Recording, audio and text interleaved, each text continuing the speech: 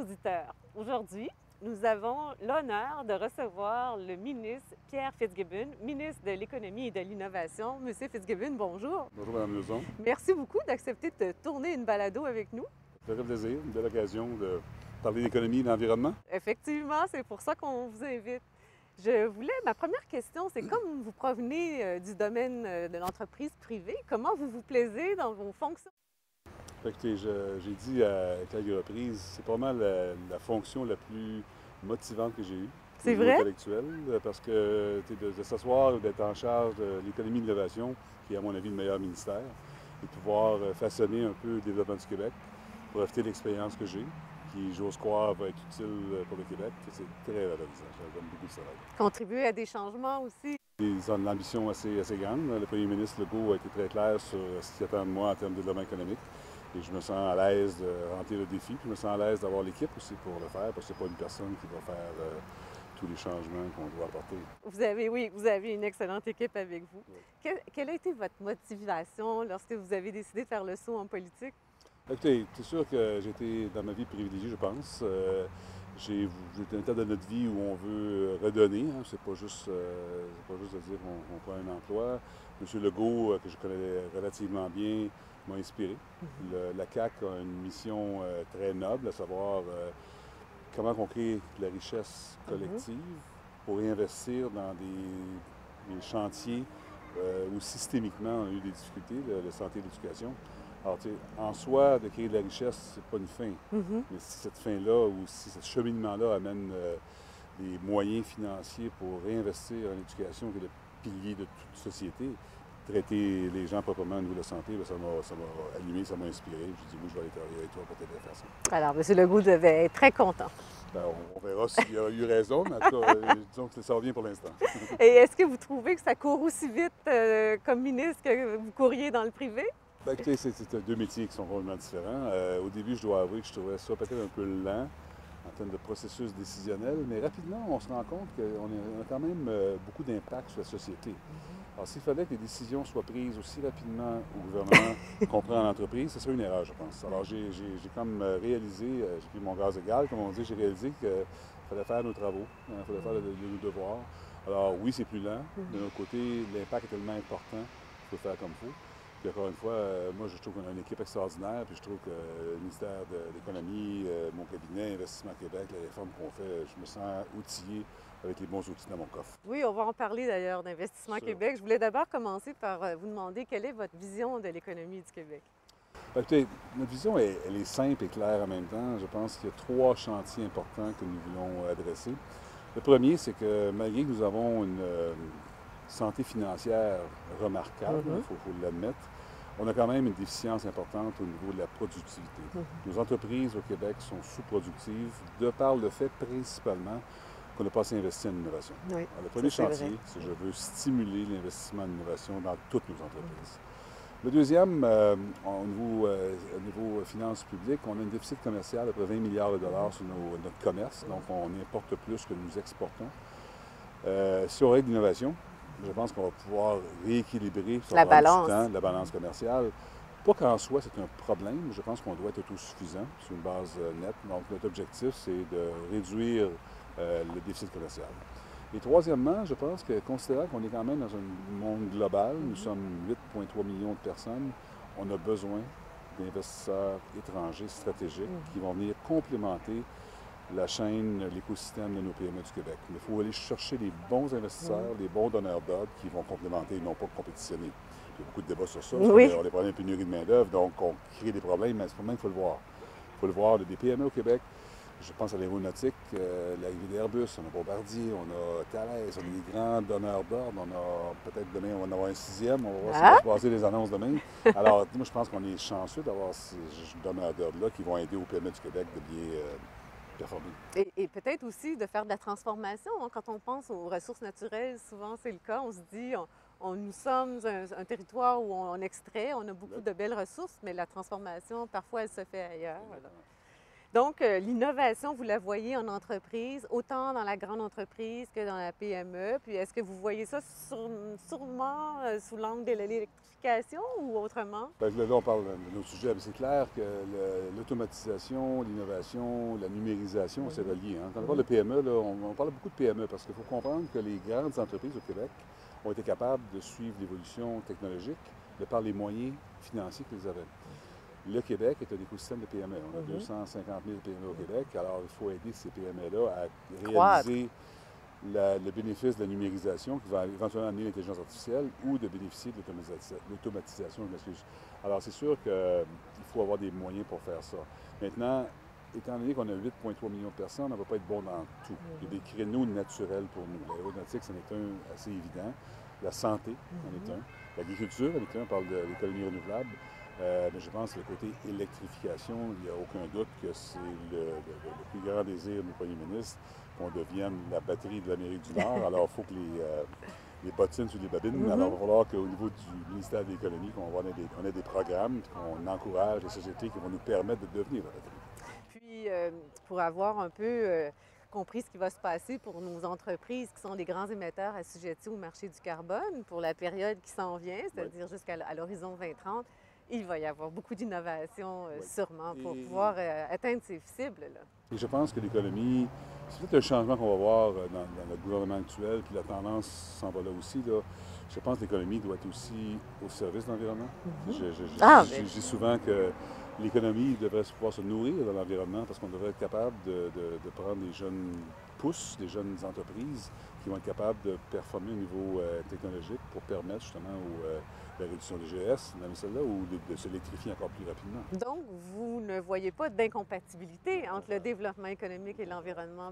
Quelle est votre pensée? Moi, j'ai eu l'occasion de vous entendre au tout début, quand vous êtes entré en fonction, et j'ai aimé votre pensée. Donc, c'est pour ça que je souhaite que les auditeurs l'entendent. Avec Benoît Charette, collègue avec qui je travaille très, très étroitement, on a des objectifs assez importants à adresser dans les prochaines 2 décennies pour la réduction des GES, et ça va devoir passer par la technologie.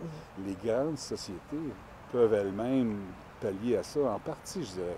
Alors moi, je vois une situation intéressante. Il y a beaucoup de jeunes qui sont sensibles au côté environnemental, de toute évidence. On parle de recyclage, on parle de traitement des matières résiduelles. Eux ont un intérêt de travailler là-dedans. C'est peut-être pas le cas, là, il y a 20 ans. Alors, ces jeunes entreprises-là, ben, c'est nous autres, au niveau de l'économie, qui va pouvoir les aider à performer. Et puis, quand ils vont venir opérationnels, ben, ça va aider aux compagnies qui sont les polluantes ou aider à celles qui sont pas polluantes, mais qui veulent améliorer leur footprint environnemental. Alors, je pense qu'on voit une effervescence de sociétés qui vont regarder la technologie, puis notre job, nous autres, dans l'économie, c'est de les stimuler. Donc, vous ne deviez pas penser que vous auriez à travailler autant en environnement, j'imagine, lorsque vous avez été nommé? Un peu, parce que c'est une tendance quand même. L'environnement, on est tous conscients, peu importe l'âge que nous avons. Alors, puis j'étais dans mon ancien métier, j'ai fait de l'investissement privé. Je voyais beaucoup de jeunes sociétés qui s'intéressaient à l'environnement, donc c'est pas tout à fait une surprise pour moi. Et est-ce qu'on peut parler d'Investissement Québec? On peut voir comment vous voyez le rôle d'Investissement Québec dans le développement économique et en innovation, bien entendu. Je pense qu'une chose qui est importante au Québec, c'est qu'on a parlé beaucoup de la prise de risque. Investissement Québec, j'ai toujours dit, les travaux qu'ils font, ils l'ont fait bien. Ils l'ont bien fait dans le passé, je m'excuse. Le problème, c'est ce qu'ils ne font pas.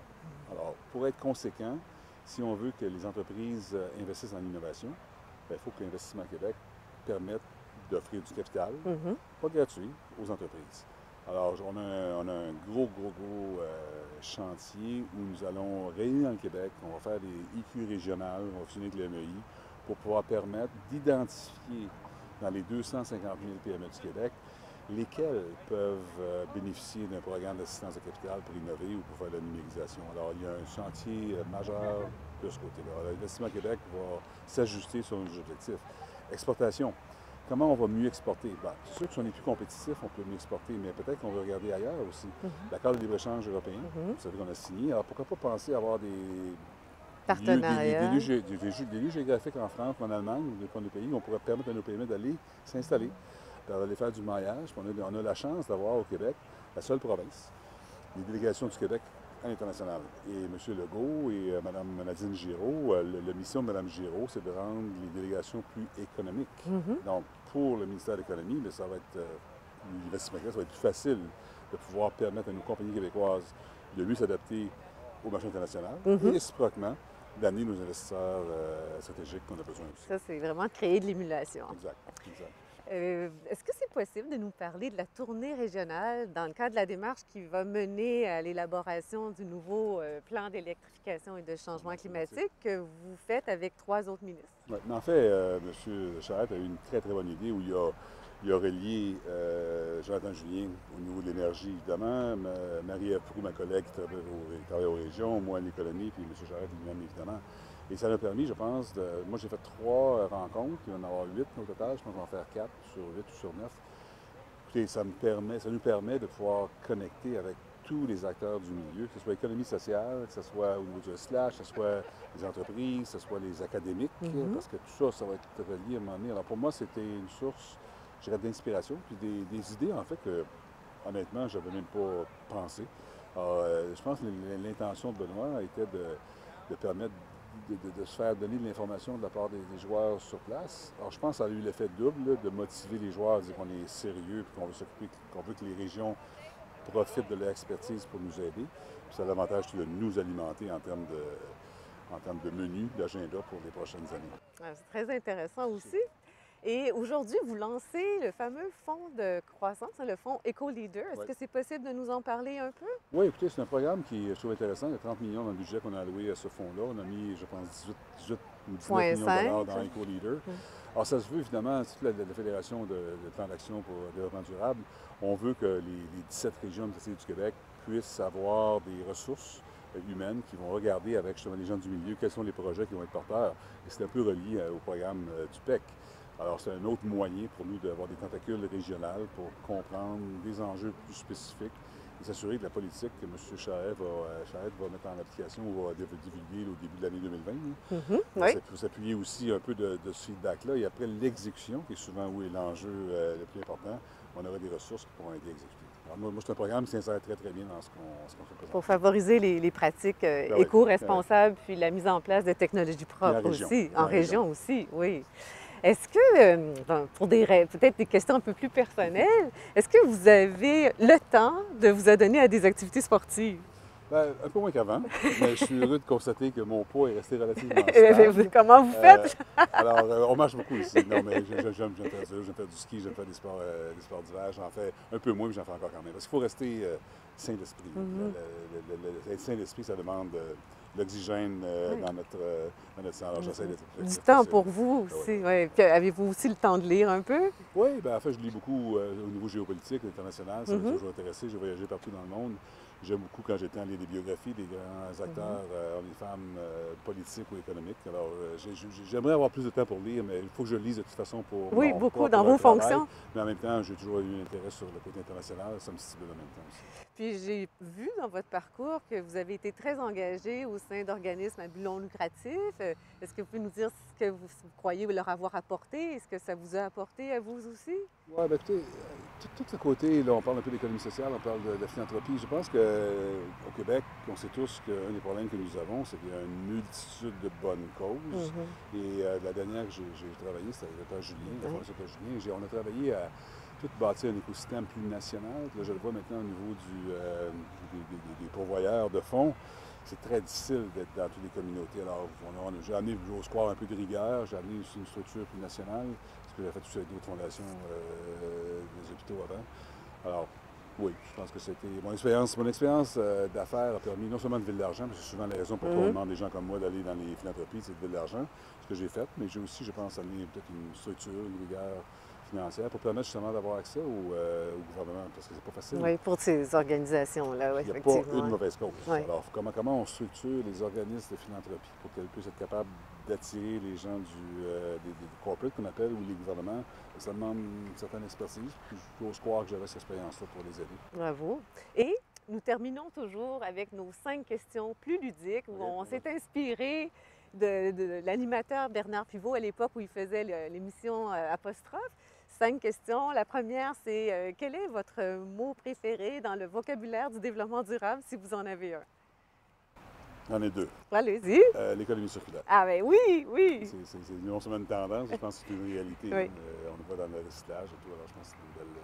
Les deux mots, Ouais. effectivement. Puis, est-ce qu'il y a une personne qui vous inspire plus qu'une autre dans le domaine du développement durable? Non, je dirais, je suis quand même assez sensible à tous les lobbyistes et non lobbyistes. Alors, je n'ai pas tous les nommés, je m'intéresse à ça, mais je dirais que je suis capable de discerner les choses qui me touchent dans mon métier. Alors, je vais être plus générique que ça, non. Tout ce qui est écrit, j'essaie de le lire. Oui. Et sur une échelle de 1 à 10, où vous croyez que le Québec en est en termes de développement durable? Écoutez, si je regarde le bilan du Québec dans la communauté nord-américaine, on est un 7 ou un 8 parce qu'on performe bien. Par contre, ça ne veut pas dire que le travail est fini. Il faut rester numéro 1. Et moi, une de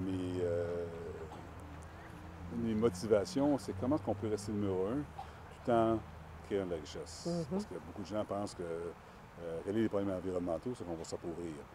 Je pense qu'on peut prouver le contraire. Continuer à croître. Ouais. Et de quoi croyez-vous que le Québec devrait être le plus fier en développement durable? Bien, notre force, sans aucun doute, est notre énergie propre, qui est pérenne et qui n'est pas à un coût abordable. Alors, je pense qu'on doit bâtir sur cet actif-là et qui va régler en grande partie nos enjeux environnementaux, parce qu'on parle de GES, évidemment, on parle beaucoup d'électrifier les transports, les bâtiments, les industries, mais le transport à lui seul, c'est 40 de nos GES. Alors, je pense notre coffre à outils a des bons outils pour pouvoir livrer la marchandise. La dernière, c'est entre une plante, un animal ou un arbre, si la réincarnation existait, qu'est-ce que vous souhaiteriez, en quoi vous souhaiteriez être réincarné? J'aurais beaucoup de choix, mais là, dans le contexte où on fait beaucoup de travail au niveau minier, entre autres, ça, je dirais qu'un beluga peut-être. Ah oui! Parce que les belugas, dans le fjord, on les aime tous. Évidemment, il y a un enjeu. Puis, finalement, c'est qu'on voit beaucoup de projets porteurs pour le Saguenay. C'est sûr qu'il faut, quand on parle d'adéquation entre l'environnement et l'économie, bien là, je regarde les belugas, puis il n'y a personne qui va voir les belugas partir. Puis en même temps, bien, on peut s'en occuper, puis on peut s'en... Alors, je dirais un beluga. Merci beaucoup pour cette belle entrevue très inspirante. Et vous êtes d'un calme pour quelqu'un qui est en politique. Comment vous faites? Vous devrez nous donner des trucs. Merci beaucoup, M. Merci tout le monde.